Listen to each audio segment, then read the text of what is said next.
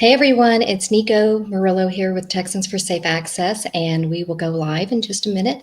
We are waiting for a few people to join, so just bear with us a couple seconds and as we wait for others.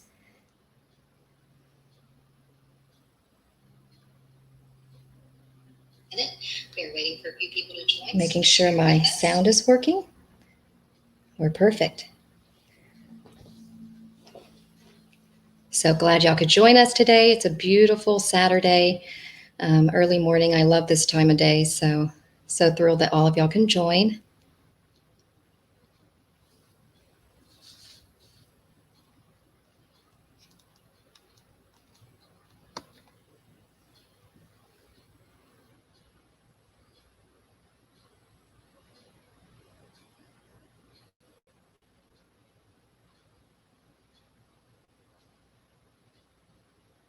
Alrighty, I'm going to go ahead and get started. A lot of y'all can just rewind and start this from the beginning, but I do want to stay on schedule. My name is Nico Murillo, and I'm the chair of Texans for Safe Access. And I want to share with y'all my screen real quickly. We'll go through our member meetings with y'all. So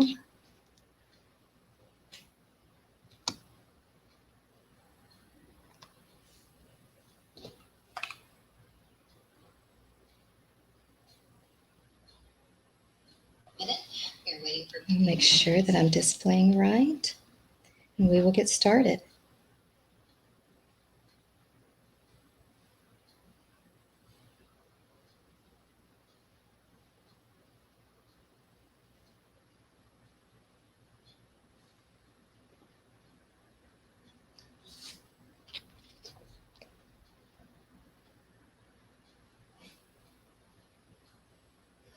Okay, thank y'all so much for joining us. Again, my name is Nico Murillo, and I'm the chair of Texans for Safe Access. And for those new joining us, I would like to talk to you a little bit about our chapter, who we are, what we believe in. So you can see here, we share the mission of our national organization, Americans for Safe Access, which is to ensure safe and legal access to cannabis, marijuana for therapeutic use and research. Ensuring safe and legal access to cannabis means that international, federal, and state laws and regulations recognize cannabis as legal medicine, that medical professionals can recommend medical cannabis, patients and caretakers have the information they need to make educated choices about medical cannabis therapies. Patients and medical professionals can incorporate a diverse group of products and delivery methods to create the required personalized treatment regimen. Patients can trust labels on products and that the medicines are free of pesticides and contaminants, and that medical cannabis treatments are covered by insurance. So you'll also see here our website details, txsafeaccess.org, and in all of our social feeds that you can follow us on. So please do if you haven't. So currently we have a bill called the Texas Compassionate Use Program. This is a low THC bill with no more than 0.5% THC. It's a high CBD bill, so it's not less than 10% of CBD in oil preparations. The current conditions covered are epilepsy. Let me make sure. I don't know if y'all can see my screen. Let me escape out and see if you can see my screen. I don't think you can, so let me try again. There we go.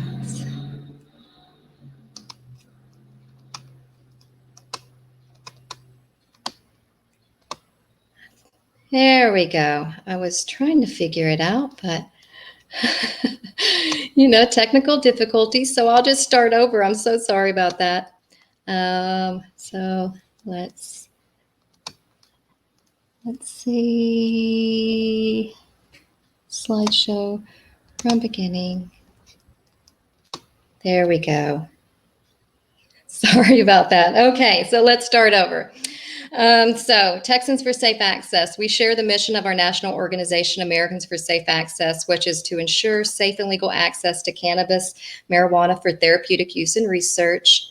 Ensuring safe and legal access means that international, federal, and state laws and regulations recognize cannabis as legal medicine, that medical professionals can recommend medical cannabis, that patients and caretakers have the information they need to make educated choices about medical cannabis, and medical cannabis therapies, that patients and medical professionals can incorporate a diverse group of products and delivery methods to create the required personalized treatment regimen, and that patients can trust labels on products that medicines are free of pesticides and contaminants. And lastly, medical cannabis is covered by insurance, which is important, the most important for me. So here you can see our website, txsafeaccess.org. Definitely sign up to our newsletters if you haven't. And you can see all of our social feeds here. We'll share that again later so you can see. So currently, Texas has a program called the Texas Compassionate Use Program, or the TCUP. And this is a low THC bill with no more than 0.5% THC.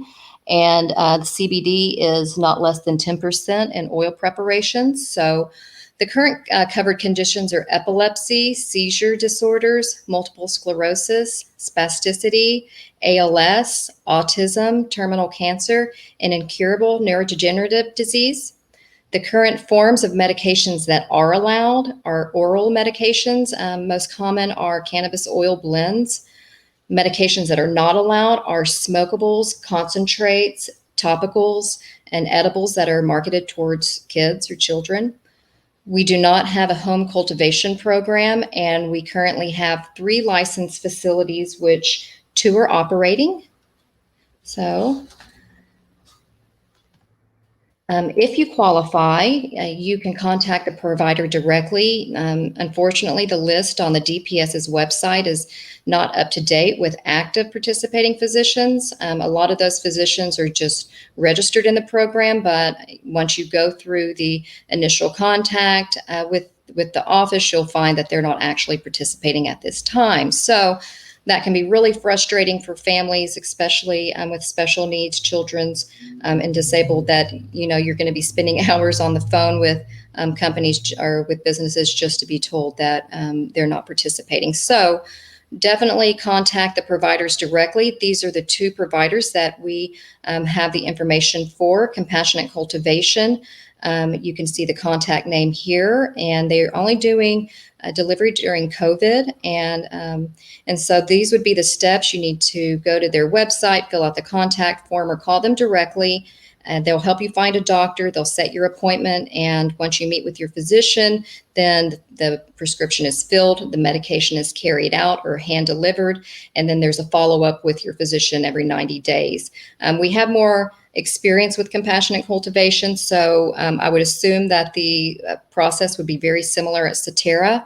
And so, again, both of these companies are actively operating. They deliver only. So if you are a patient with one of the conditions, qualifying conditions, make sure to contact them, and they can provide you safe access to the medications provided in our teacup.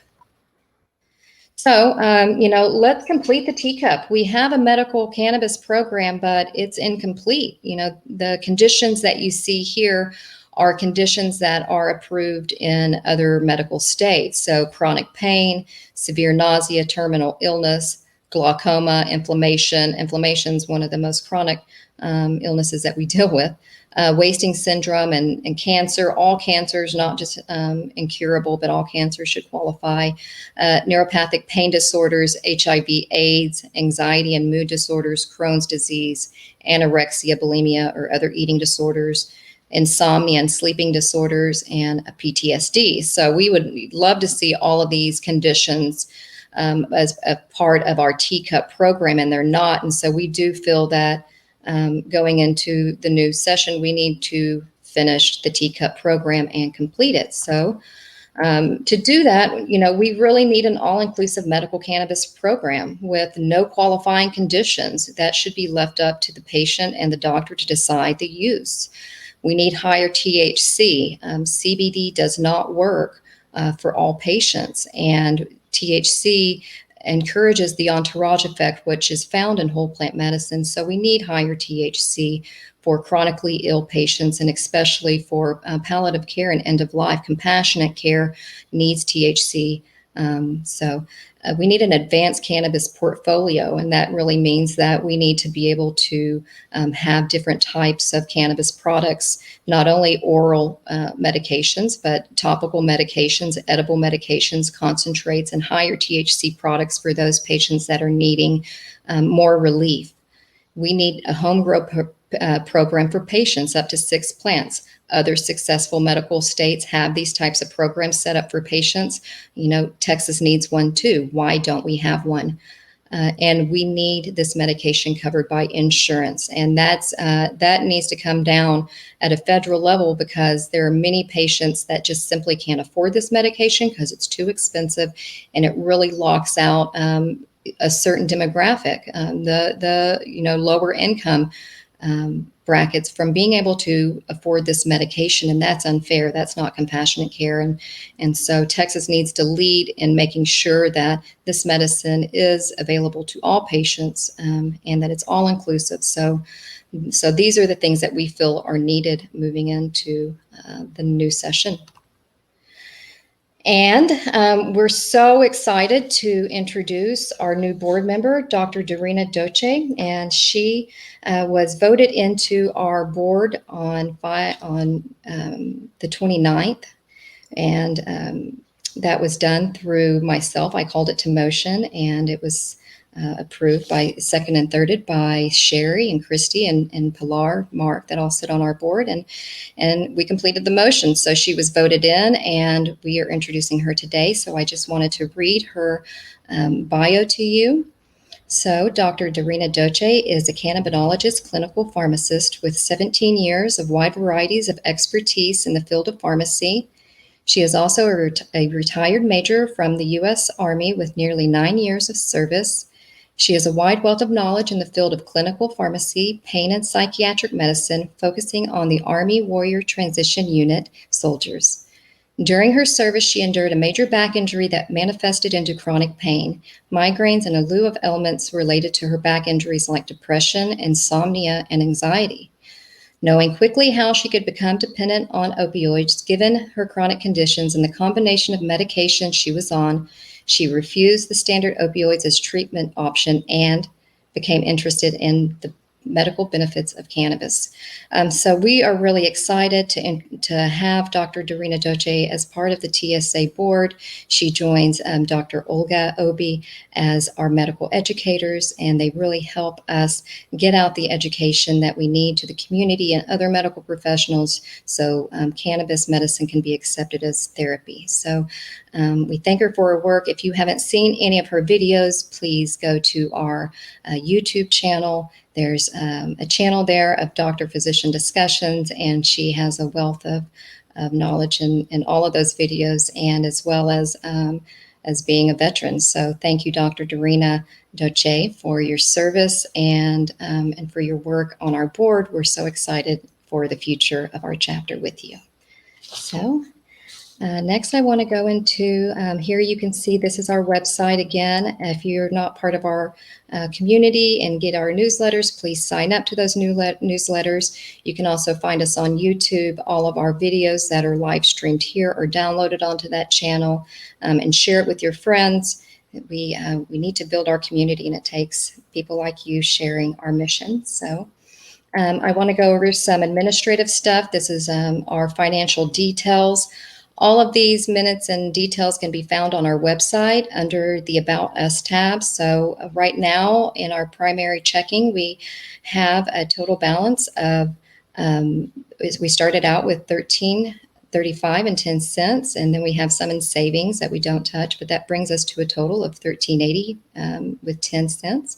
And we had an in of $211.96 with an out of $312, which brings us to $1,234.62 in our primary checking account.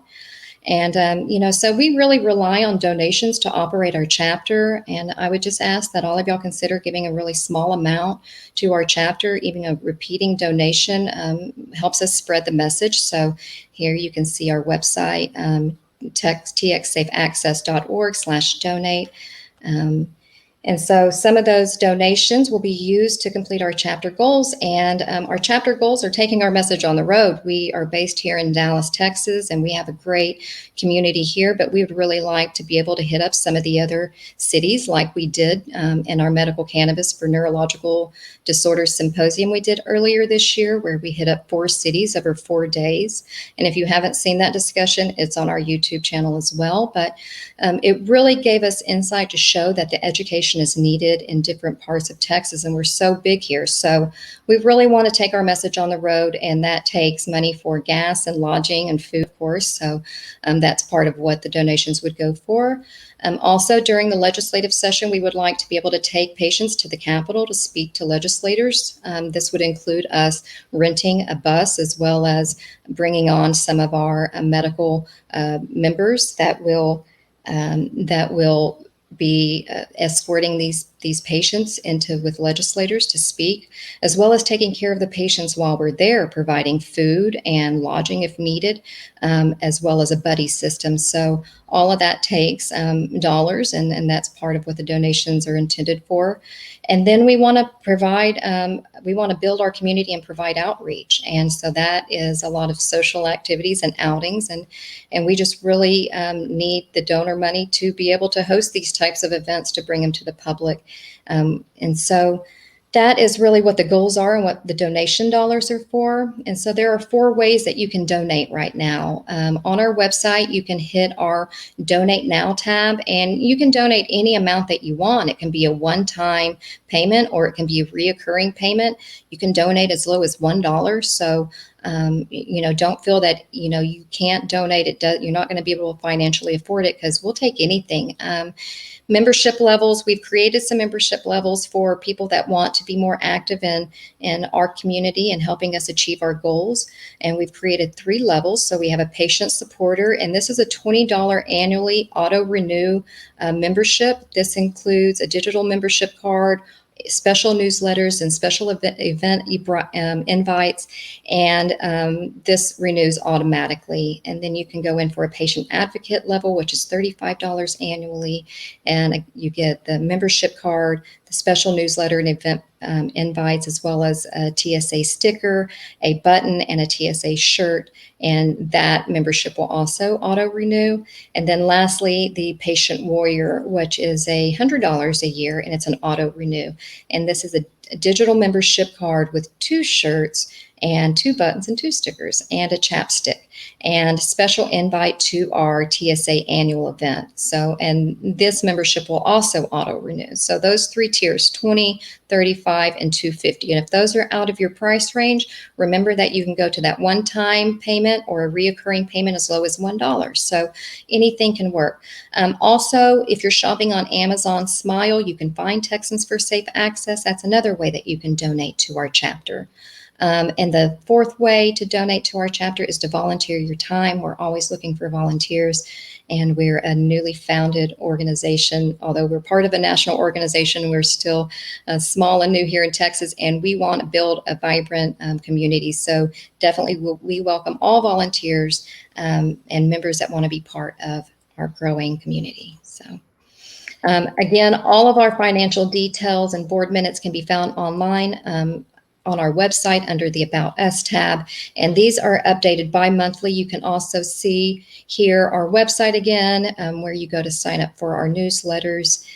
And then I want to go over some upcoming dates. So, with COVID, all the meetings are going to be held online until further notice. Our facility, the Meadows Conference Center, has closed down that facility. So really, until we get a green light from them, we are going to continue with hosting from our homes. And Our annual calendar events for 2020 are postponed until we understand what's going on with COVID. So our next meeting is July 11th. We'll be right here with me, and that's it. So next week we have an upcoming webinar with Dr. Olga and Dr. Dorina Doce, and we will be talking about PTSD. This is PTSD Awareness Month, and I would just like to tell y'all that so y'all can prepare, and we look forward to seeing you in the near future. I hope it's sooner than later. I want to thank you all for being here